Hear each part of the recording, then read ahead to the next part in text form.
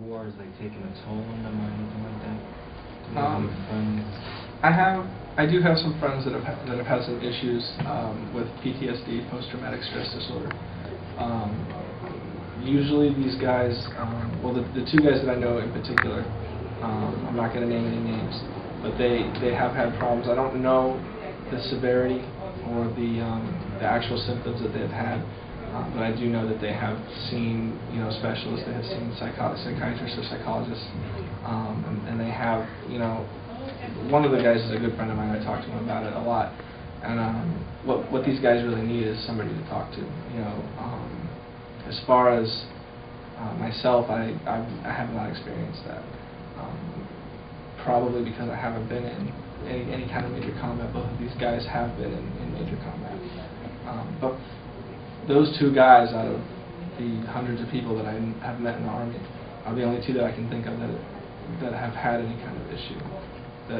I mean, that's the only thing that really stands out. I don't know if does that answer your question? Yeah. Good.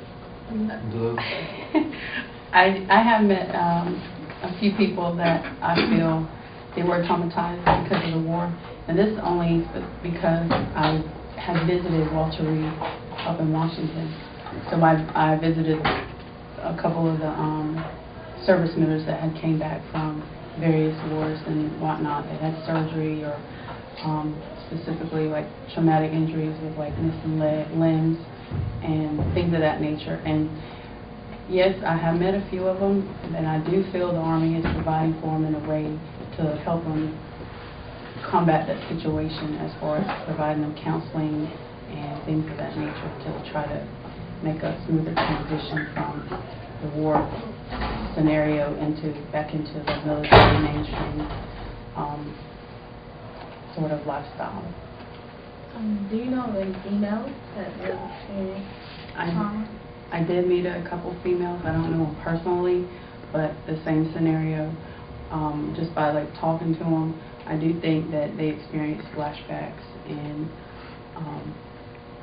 some things that happened to them over there in various locations where they served at that point in time. But I do feel that the Army will provide for them and help them get back on their feet and to make them more of to a better situation. Okay. So what are certain things that they get, like treatments, medications that they get when they normally go to these VA centers? I don't specifically know what type of medications they get, but me personally, I don't really have most of my treatments done at the VA, because when it comes to looking at previous veterans or those that are currently serving that have these issues, I kind of shy away from them because I get real emotional, and so I don't want to have like a breakdown right there, have a little crying session before I go to my doctor. So I tend to shy away from it. But if you've ever visited a VA facility, it has everything that a regular doctor's office would have, a regular hospital. Psychiatric treatments. They have clinics for those that have foot problems or problems with their bones. They do have psychiatrists in there. They have there's one by Fort Hamilton that actually has a child care facility inside the VA, so to where you can drop your kids off. So if you look at it in that aspect, everything that a regular doctor's office would have or the hospital, the VA center would have also, because they have to support their military. So therefore, whatever the military needs is pretty much located in that building.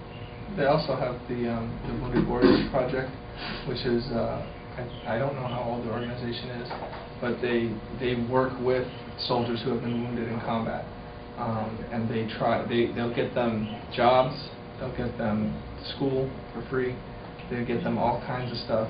One of the guys that I was talking about before that I know, he's going to be on disability because he won't be able to work after because of the trauma that he suffered. But they are going to send him to school to get his bachelor's degree for free. The facilities, they provide all kinds of rehabilitative services. Some of them are very cutting edge, very new, and the Army is very proactive at helping out its own. It's wounded and it's hurt. They're very, you can't get past the fact that people get hurt in war.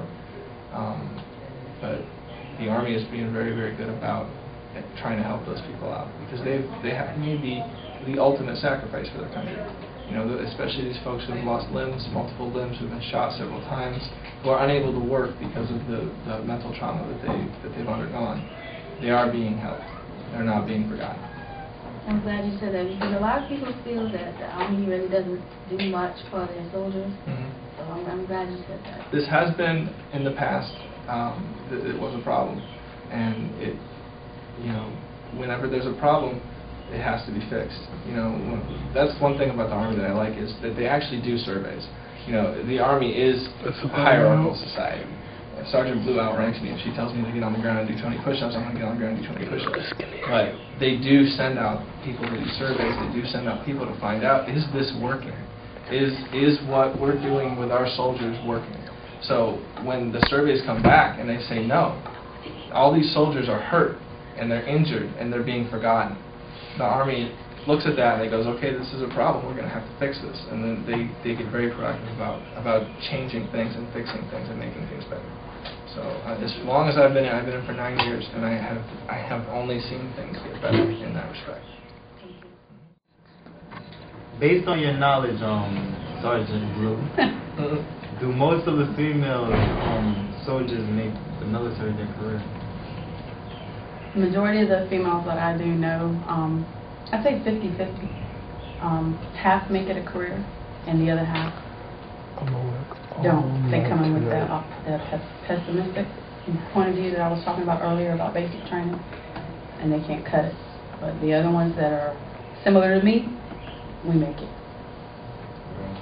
So when I say similar to me, I don't consider myself a girly girl. I like girl things, but I'm more of like a tomboy. So if somebody tells me there's something that I can't do, that just makes me want to do it more and prove them wrong. So in your aspect earlier when you said, I think it was like, do I have something to prove? Females have something to prove.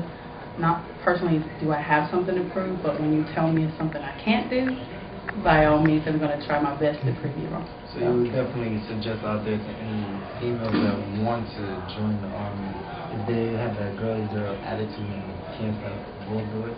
Definitely do it. Right. All right. It doesn't matter what type of female you are. I think any female can make it. It's how you set your mind to accepting a challenge. Okay, this is to Mr. Sergeant Cook. Thank you. As a male, do you feel that the female soldiers are treated objectively to men? I don't. You're always going to have instances of that no matter where you go. I'm sure that in the NYPD they have problems with sexual harassment, just like they have problems with it at Walmart Corporation. Just like they, and I hope Walmart Corporation tries to. I'm sure that they have problems with it everywhere. And just like everywhere else, the Army is no different. It's a huge organization, and there are going to be issues. But for the most part, the Army has, soldiers are required to take training to combat sexual harassment, equal opportunity training, and they're very serious about it. They take every complaint seriously, and I'm sure that they do get complaints. I've had a couple of females that were applicants to join the military, and they heard, that the Army is, like you said, that they treat females objectively, or that they treat females poorly. That there's a lot of sexual harassment, there's a lot of problems. And personally, I have never seen that. I have never seen that. And I work military intelligence. There are a lot of females in my field. There are a lot of females in my field, and I've yet to see issues with sexual harassment in 9 years. But I do know that it happens. You always hear stories.